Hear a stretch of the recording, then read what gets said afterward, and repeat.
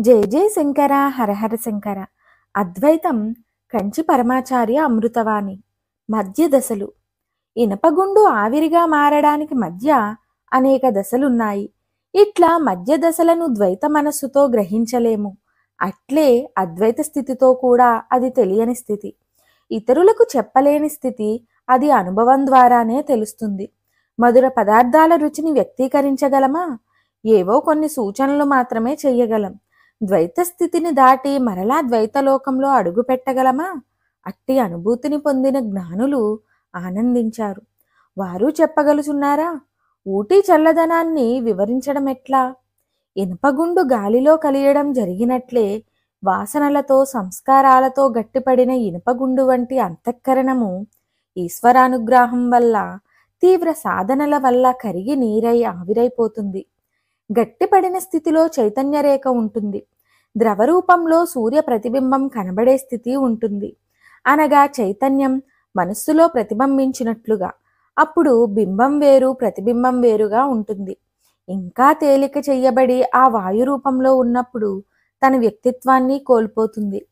భక్తిలయ, యోగలయ ద్వారా ద్రవస్థితిని పొందగా చివరకు ఆవిరి రూపంలోనున్న స్థితిలో, అనగా జ్ఞాన స్థితిలో గుణాతీత స్థితిని, ఆత్మరూపస్థితిని జీవుడు పొందుతాడు. ఆత్మస్వరూపమని మామూలుగా అంటాం. అది అరూపమే, రూపరహితంగా ఉండుట. ఇట్లా ద్వైతం నుండి అద్వైతానికి పయనిస్తూ ఉండగా జీవుడు క్రమక్రమంగా మెత్తబడుతూ కరుగుతూ ఉంటాడు. ఘన పదార్థాల కంటే ద్రవ పదార్థాలు విస్తరిస్తాయి. వాయు పదార్థాలు ఇంకా విస్తరిస్తాయి. ఇనపగుండు ఆవిరిగా మారడాన్ని విని ఆశ్చర్యపోతాం. అట్లే జీవుని మనస్సు తన సంకుచిత పరిధిని దాటుతున్న కొద్దీ అనేకమైన మార్పులను చెందుతూ విశ్వవ్యాప్తమవుతూ ఉంటే మన మనస్సేనా అని ఆశ్చర్యపోతాం. మొదటనున్న జీవుని మనస్సునకు అనంత శక్తులు లేకపోయినా ఇప్పుడు అనంత శక్తిము అవుతున్నాడు. ఎక్కడో జరిగిన సంఘటనలు, సంకల్పాలు అతనికి సాక్షాత్కరిస్తాయి. రాబోయేది తెలుస్తుంది, అనగా ఈశ్వర శక్తులు అలవడ్డాయన్నమాట. ఈశ్వరుడు ఒక చోట పరిమితుడు కాడు, సర్వవ్యాపనశీలి. అందరి హృదయాలలోనూ ఉండేవాడు కనుక అద్వైత స్థితి. అతడు ద్వైతి కూడా ఎట్లా? అతడు అంతర్యామిగా అందరిలోనూ ఉన్నాడు కనుక ముందు ద్వైత ప్రపంచంలో ఉన్న జీవుడు మాయతో కూడిన ఈశ్వరునిలో లీనమై పరిమితమైన మనస్సును అపరిమితమైన మనస్సుతో చేర్చి చివరకు అద్వైత స్థితిని పొందుచున్నాడు. అనగా ద్వైతము నెమ్మది నెమ్మదిగా కరిగిపోతుంది. ద్వైతంలో పూజించేవాడొకడు, పూజింపబడేవాడొకడు ఉంటారు. ఇవన్నీ ఉపాసనా మార్గానికి చెందినవి. ఇవి జ్ఞానానికి చెందినవి కావు.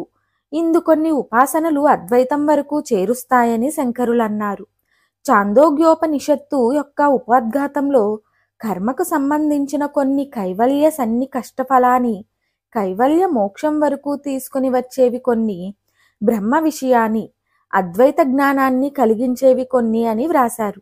ఆత్మ విచారణ అనే నిధిధ్యాసంలో ఈశ్వరుడు జీవుని మనస్సును తీసుకొని ఆత్మలో లీనం చేస్తాడని అద్వైత గ్రంథాలు చెప్పవు. ఆత్మ విచారణ చెయ్యగా ఒక దశలో అవిచారణ కూడా ఆగిపోయి ఆత్మ ప్రకాశమానమవుతుందని చెబుతాయి. ముందు తత్వమసి వంటి మహావాక్యాలను గురువు నుండి వినాలని అంటాయి.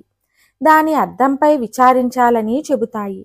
ఆ ధ్యానంలో నిలదొక్కుకోవాలి, అందు నిమగ్నం కావాలి, అనగా తీవ్ర నిధిధ్యానం ఉండాలి. ఇట్లా ఉంటూ ఉండగా బ్రహ్మజ్ఞానం మెరుపులా తలుక్కుమంటుంది. మరిన్ని ఆధ్యాత్మిక విషయాల కోసం మా ఛానల్ను సబ్స్క్రైబ్ చేయండి. వీడియో నచ్చితే లైక్ చేయండి, షేర్ చేయండి, కామెంట్ రూపంలో మీ అభిప్రాయాన్ని తెలియచేయండి.